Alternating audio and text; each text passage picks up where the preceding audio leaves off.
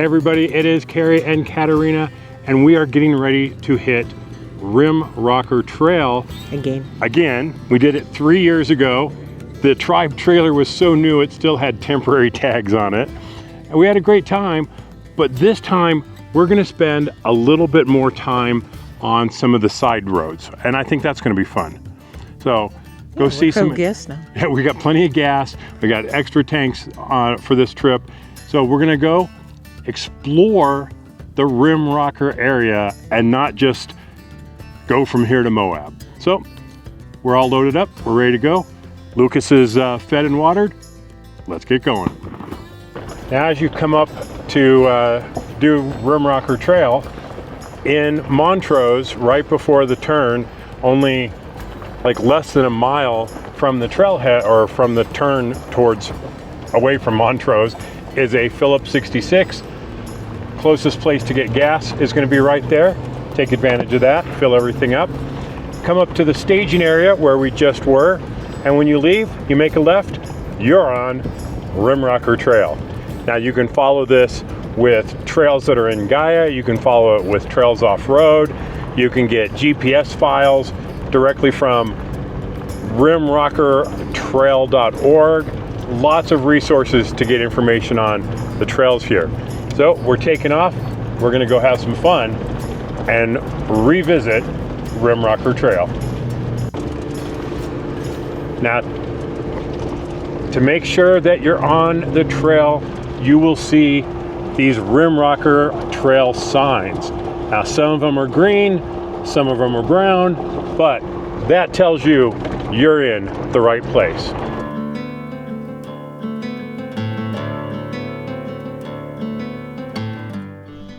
So what is the Rimrocker Trail?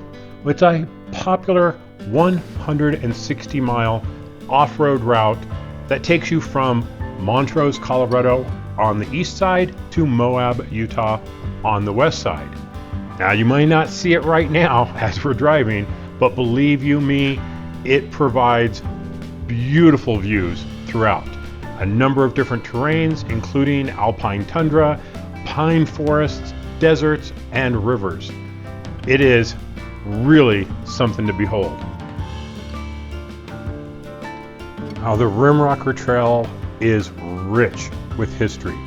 We're going to see some old mining ruins and an incredible feat of old-time engineering. Now the name Rimrocker itself, that came from the name that the people working the rims of the mines were called. They were called Rimrockers, and that's how the trail got its name. Just to share a little of our in-vehicle technology here.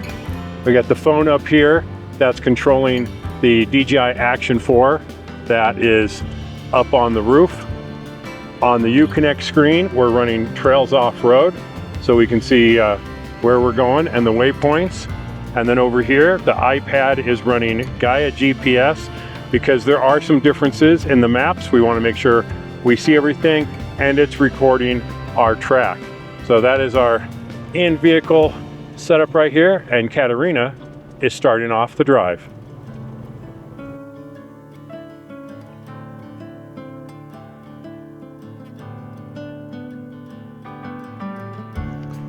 We are climbing in elevation very quickly. As you can see, we're still on a nice, smooth, graded dirt road. This is going to take us up and over the Uncompahgre Plateau. I hope I'm pronouncing that right. Uncompahgre. I'm not sure. If I'm wrong, let me know in the comments.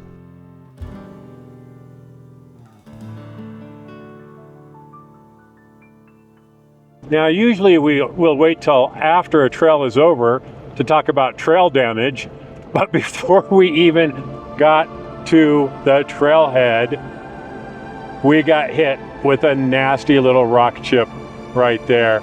And worst part is, this windshield is 5 weeks old. So that kind of sucks. But such is life, such is Jeep life.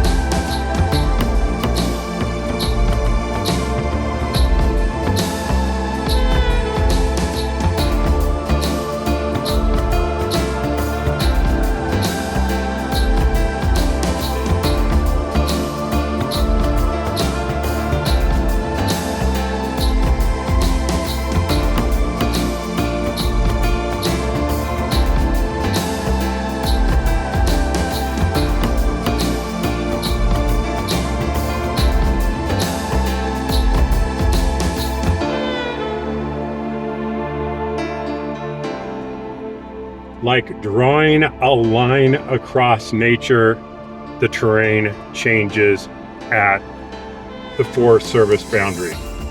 Now from this point, those Rimrocker signs are going to be brown instead of green until we're out of the national forest, and then they go green again. Not sure why, but that's the way things work.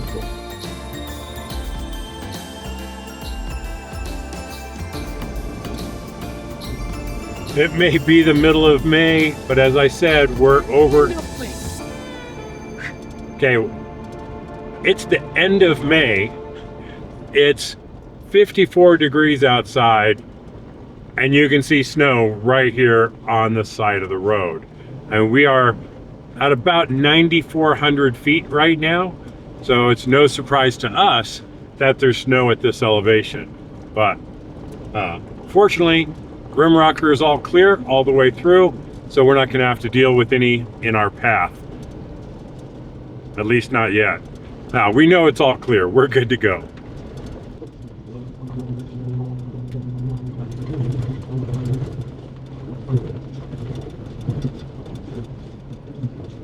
We're actually climbing fairly quickly here.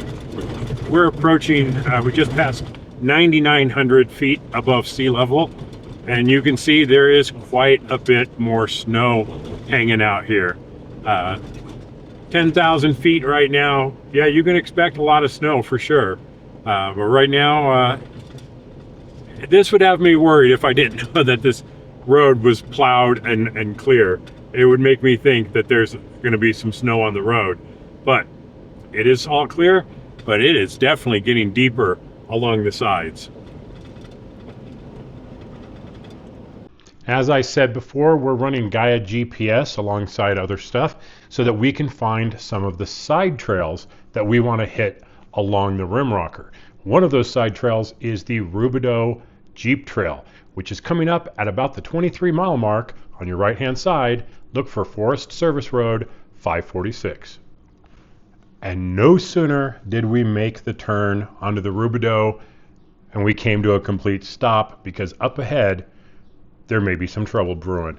Time to get out, go check it out, and see if it's going to be safe to proceed. Well, there is a branch across the trail. 2 branches as far as I see. I'll go look. Oops, I'm not going on my side. So things are a little interesting here. We may have some downed trees across the trail. Nothing we can't get over, but the option is to try and turn around in this mud, which may not be a very good idea. So I think for now the best option is going to be to continue.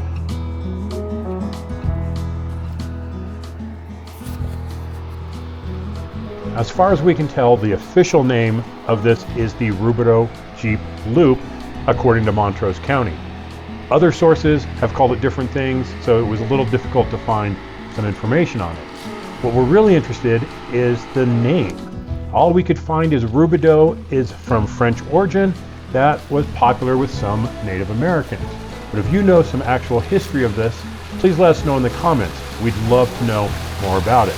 But as you can see, things are getting wetter, things are going to get a little colder and a little snowy as we progress deeper and deeper into the woods.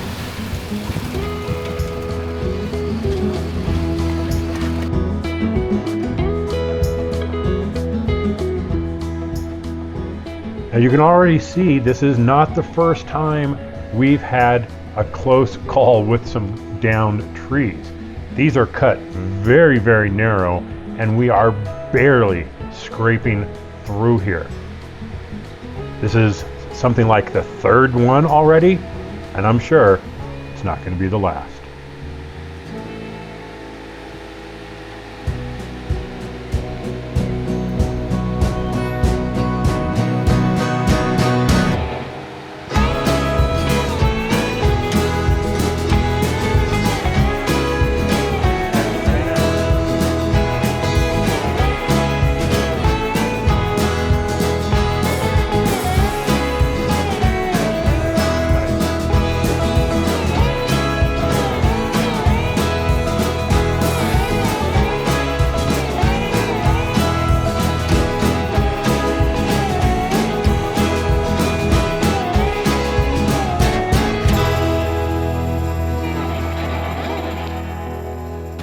So we're coming up on the end of the first leg of the Rubido, and it's going to kind of turn and continue on, and hopefully it'll be a little bit more interesting.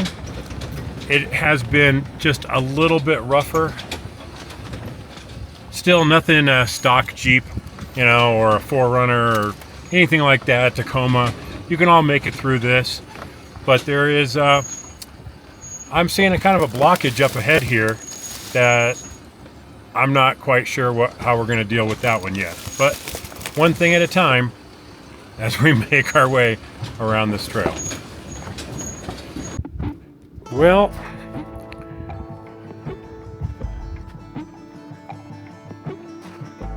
we have a small problem here.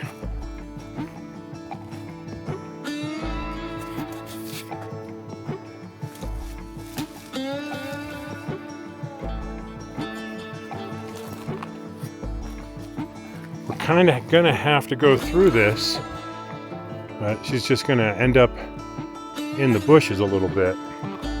All right, well, only one way to get through it.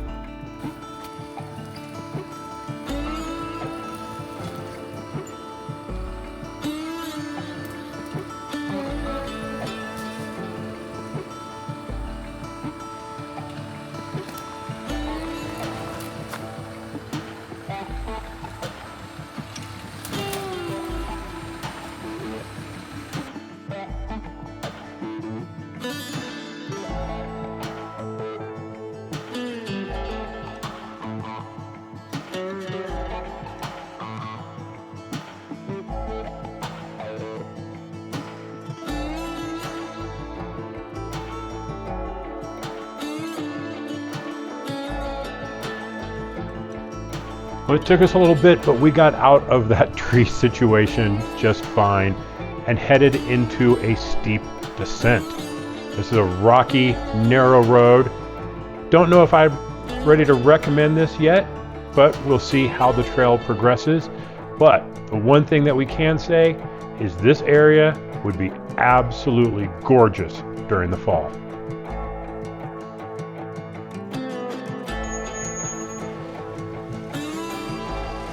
Another big drop here. I'm gonna keep an eye on the inclinometer here, just see where we get. We're at 16, 17, so not bad. Maxed out there at 17 degrees, pitch down. The one before that was definitely a little steeper. So probably closer to that 25 that I was thinking.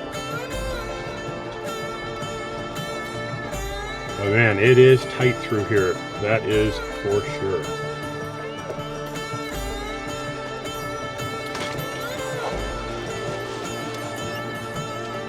I have never wished that I had brought a chainsaw on a trail before. Yeah.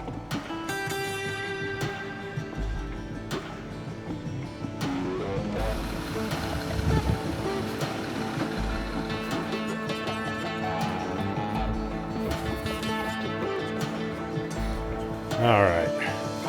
Yep. There's the arrow for Rubido Jeep Road. This thing branches off in multiple directions, but it does appear this is the way to go.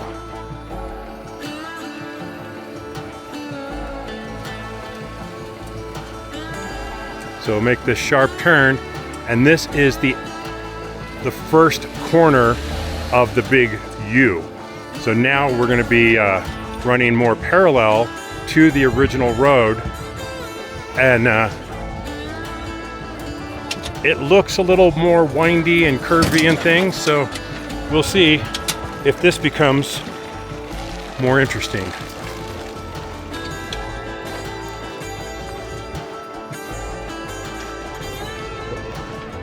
Well, since we've made that turn at the cattle crossing, it was nice and smooth for about 100 yards, and then we're kind of back into this rough section stuff again.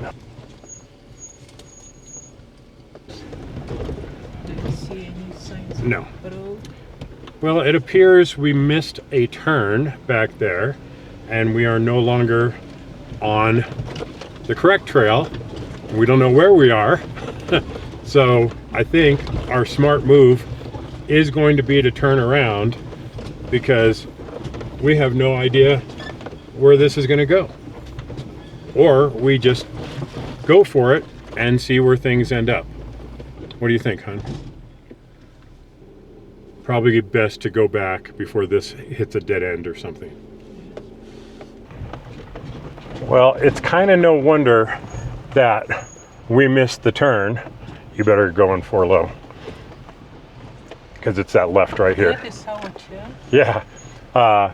It made sense that we were staying on the main road, and yet this sketchy, well, it would have been a right-hand turn. Now it's a left-hand turn because we turned around. And easy to make the mistake of not turning there. Do you want to go there? Yeah.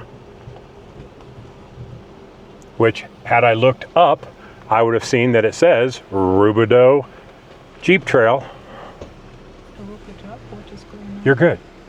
No, I mean the conditions. Honey, I can, as far as I can see, it's good. It's just going to be steeper and rockier and maybe a little off camber. But this is definitely now what I would consider a Jeep trail versus just a high clearance trail. You're going to need some low range gears. You're going to need some high ground clearance. You're going to need 4-wheel drive. Yeah.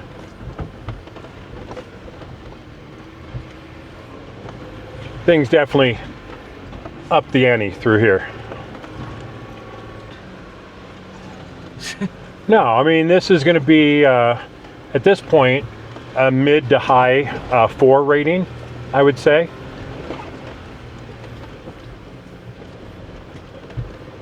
And that would still put it in the range of any stock Jeep. Just stock size tires, 33s, 35s are going to be totally fine through here.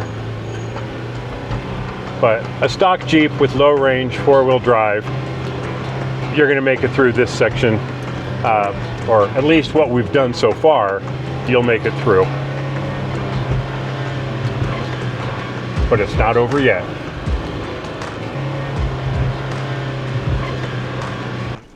Well, the trail is certainly not getting any easier.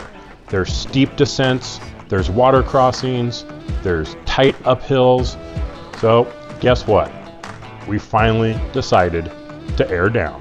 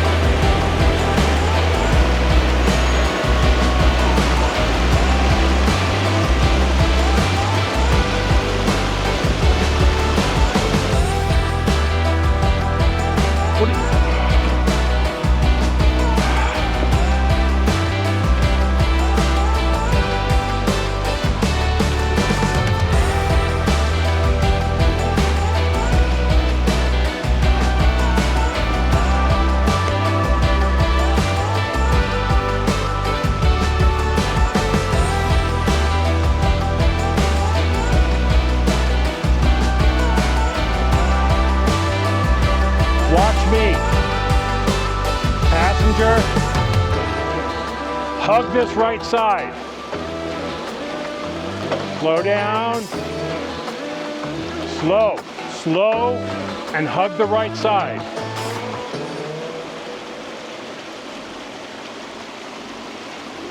Slow, slow. You're clearing it. Okay, you're good.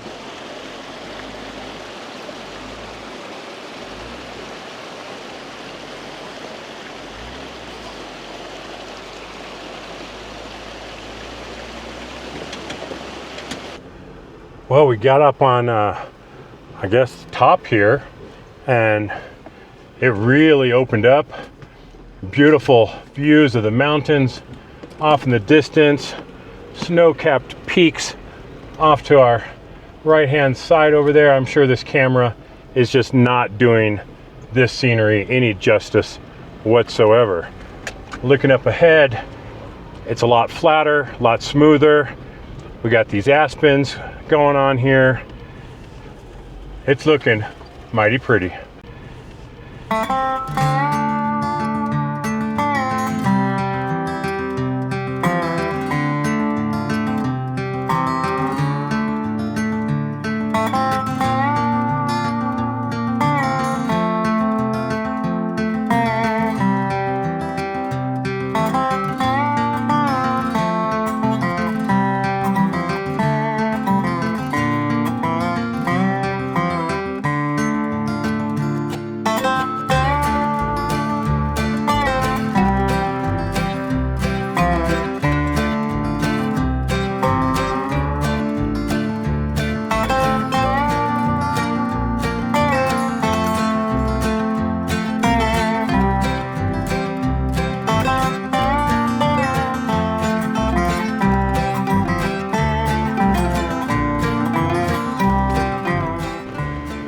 Well, an actual obstacle here. We got a little rock ledge.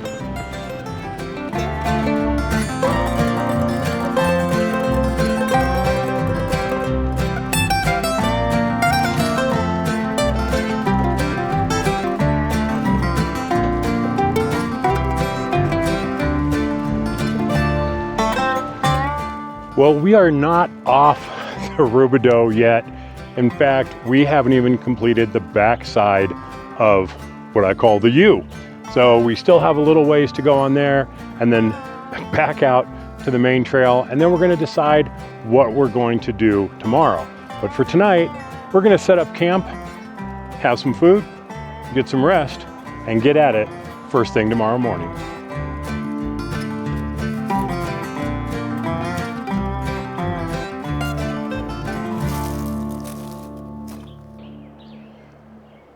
Whew, it is now morning. This is Saturday morning here, Memorial Day weekend 2024. We're about halfway through the Rubido Jeep Trail. Had a great place to stop for the night. We got up, had some coffee, we put everything away. We're about ready to get back on the trail, finish this up, and then decide what we're gonna do next here in the Rimrocker Trail area.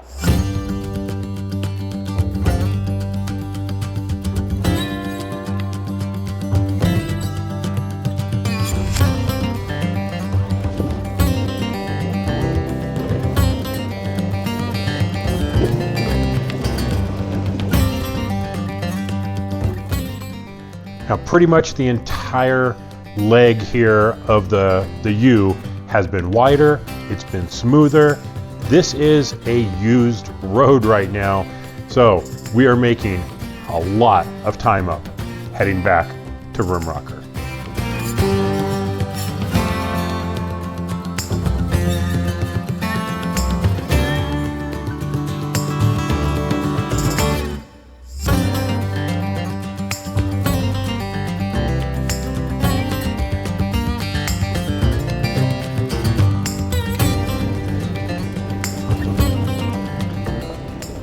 And that was the Rubido Jeep Trail.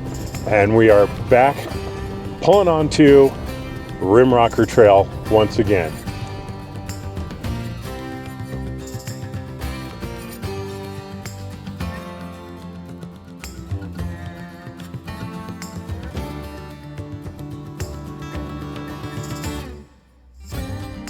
So this is the Taguchi. Forgive me if I'm pronouncing that wrong. I'm just going to call it the Taguchi Overlook, and let me show you what we see from here.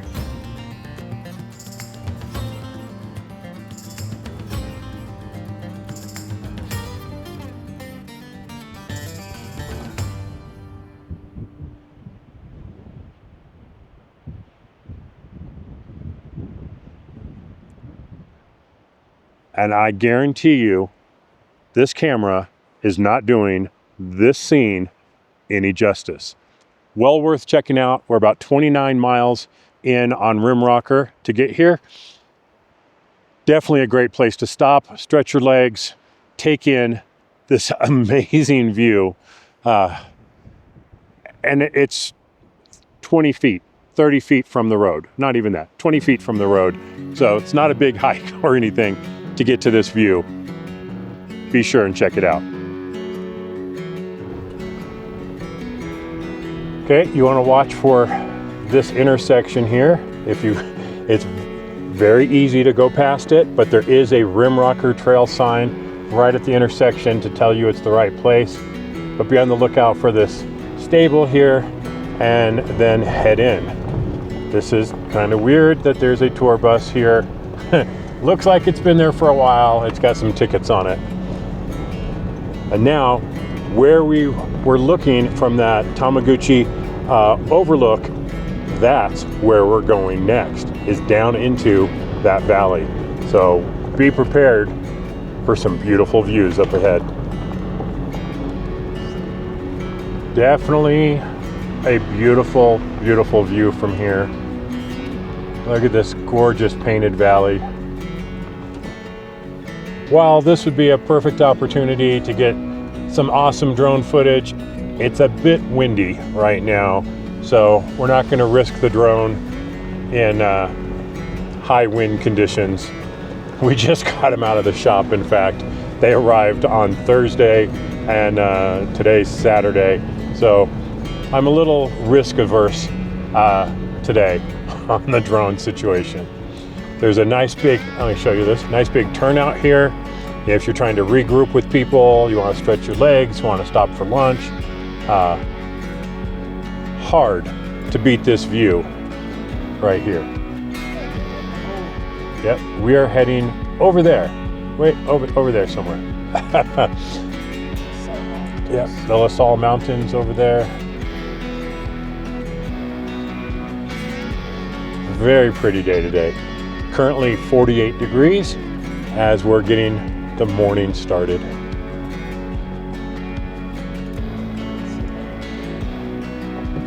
I only wish that this camera was able to portray this as beautiful as it is.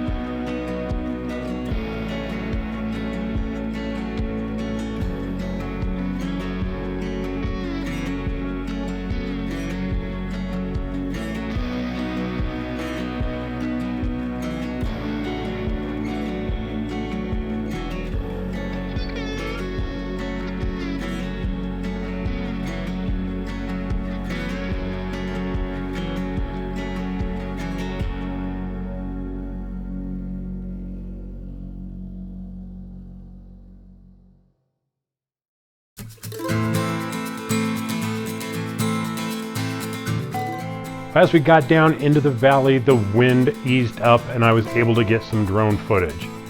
Now up higher, you definitely need to watch out for cows. Down in the valley, you need to watch out for deer and apparently turkeys.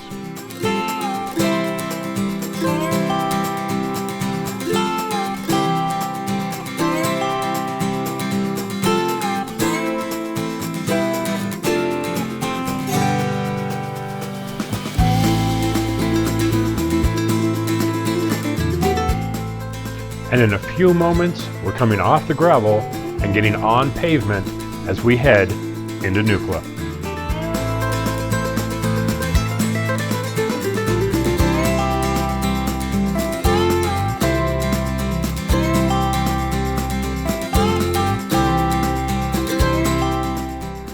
Now most people are going to need to stop and get gas because there is no more gas until you get to Moab.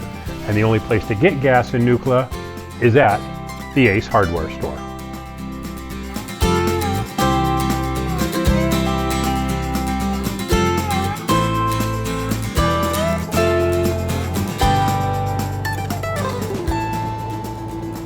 Okay, watch for this yellow sign with the X on it. This is the next turn here. Now there, on the corner here, you will see a Rimrocker sign that says to make a right. So again, watch for those things, but that yellow sign is definitely the marker there to give you a little heads up. You're going to be making a right-hand turn here. And we head off back into the wilderness or something like. I tried to make it sound dramatic, but at least we're getting away from town.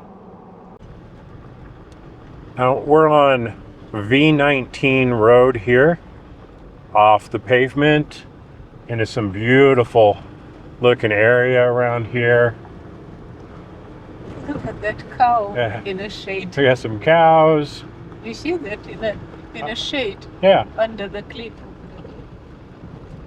Yeah, some smart cows down there getting out of the sun. So we've got this for a little ways, and about 6 miles things will change a little bit. But for right now, we're doing just this gravel road, nice and smooth. No need to air down any further. We're running like 27 PSI. Should hold us for most of the rest of the trip. Very cool terrain change though. I like it. It's one of the things about Rimrocker. You have desert, you have this type of stuff, you have forest, you have alpine, aspen groves, you have all kinds of terrain to see along Rimrocker Trail, which was one of the things that makes it such a cool drive. It's just the variety of things that you see along the way.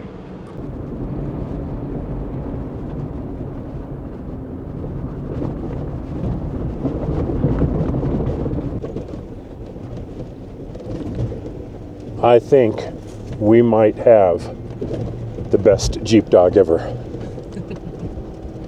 He had a very good run this morning. Oh yeah, he had some serious morning zoomies today. But we're on the trail, we're bouncing around, and he is out cold.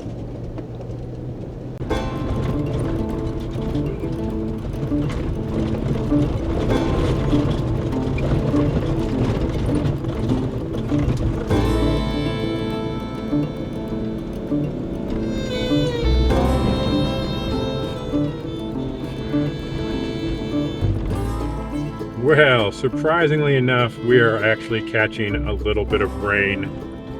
Not bad. We got some dark clouds just directly over us, and off to the right, you can see there on the video. But where we're going is more straight and to the left, so we should actually be driving out of it. So hopefully nothing to worry about. If you watch our last Rimrocker video, we got drenched on for a while, and in the most technical part of the trail. So it was a little sketchy. I think today it's going to be much better. I think we're just going to have a little sprinkles here. It'd be nice if it was enough just to cut the dust down a little bit, but whatever. It's not bad. It's not pouring. In fact, it's kind of already stopped. So I think we're going to be in good shape weather-wise, but you just never know.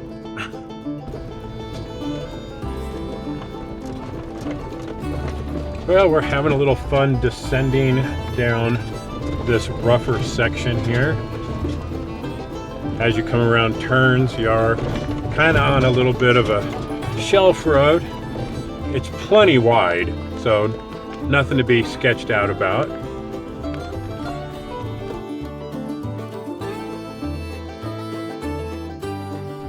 We're about 7 miles outside of Nukla right now, and we've been heading down out of the higher altitude. Now coming up, there's an intersection here. If you go to the left, you can go to a campsite that's there, or all the way back to Highway 141. Now we're going to go ahead and make a right to stay on Rimrocker Trail. You'll see a sign on the left, tells you you're on Rimrocker Trail, going in the right direction. But on the other side is a very cool sign that says, when flooded, turn around, don't drown. Always some good advice.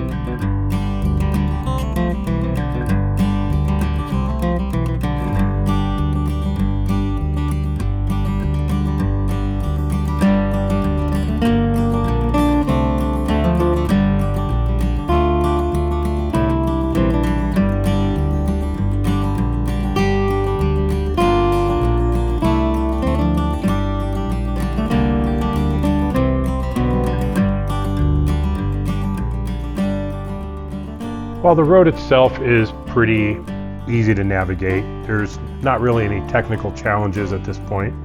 The views are still quite remarkable, of course, if you like this kind of scenery, which we do.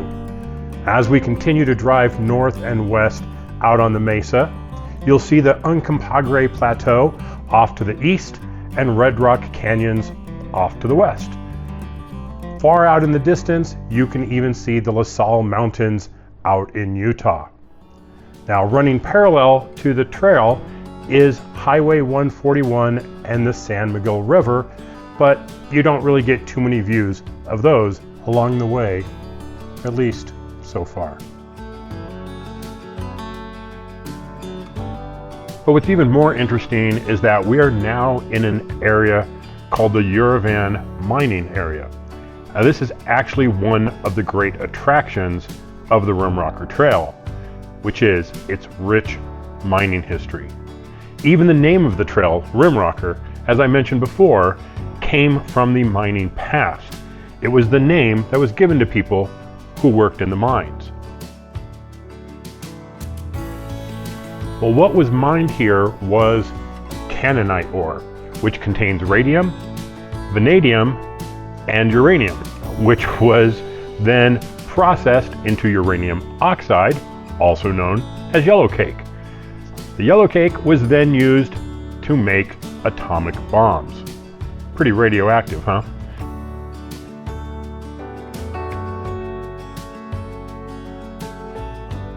Now, in our part 2 video of this Rimrocker adventure, we'll talk more about the city of Uravan.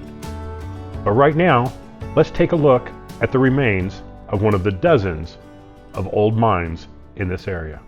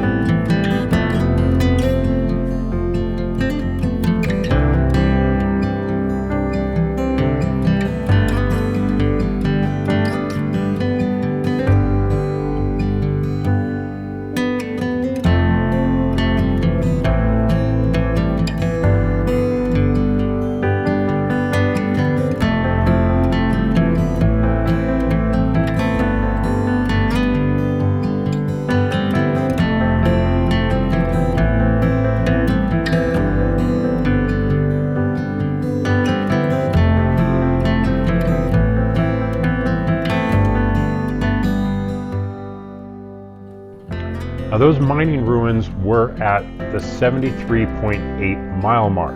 It's very, very easy to miss, but look for that more modern metal building. There's a pullout, get out and take a look. Afterwards, we continue on, and a couple miles later, after a little rocky descent, there's a couple more water crossings. And we know you like them as much as we do.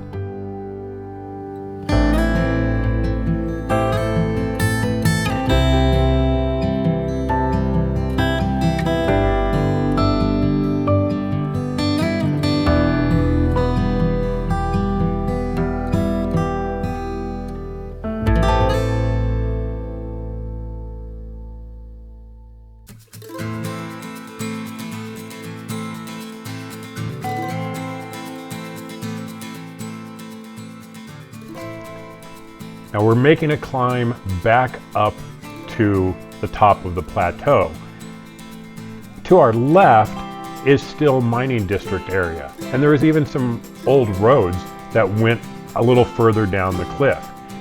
From a distance, you can actually see some mine ruins, but there's no easy way of getting to them to see them close up, or they're not even mentioned on most maps.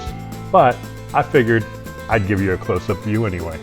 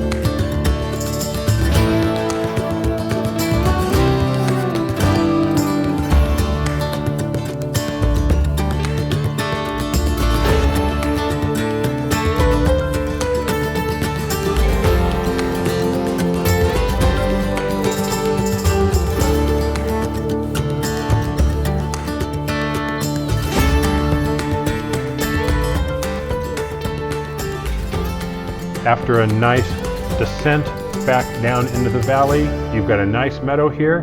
Time for us to take a quick break, get some snacks, let the dog out, and then get on Highway 141. Hey, what are you doing? Can we not eat cow pies, please? Huh?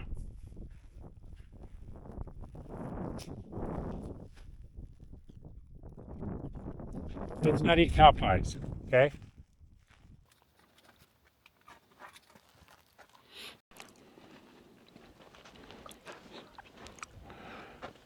Body wipes.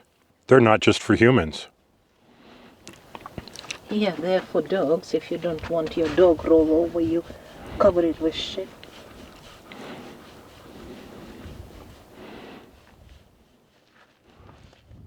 Let's see, are you getting anything off of him? Huh? Let's see the body wipe. That's Yeah, number five. that's number 5. If you want to see number 1, number 1 was brown. So he's getting a little body wipe shower before getting back in the Jeep. And when you exit here onto 141, you're going to go 1.5 miles and then get back on Rimrocker Trail. But before that, and you're going to have to wait for part 2 for this, we're going to take you in a journey back into history to see one of the most amazing engineering feats that I have ever seen in my life. And then we'll return to Rimrocker Trail.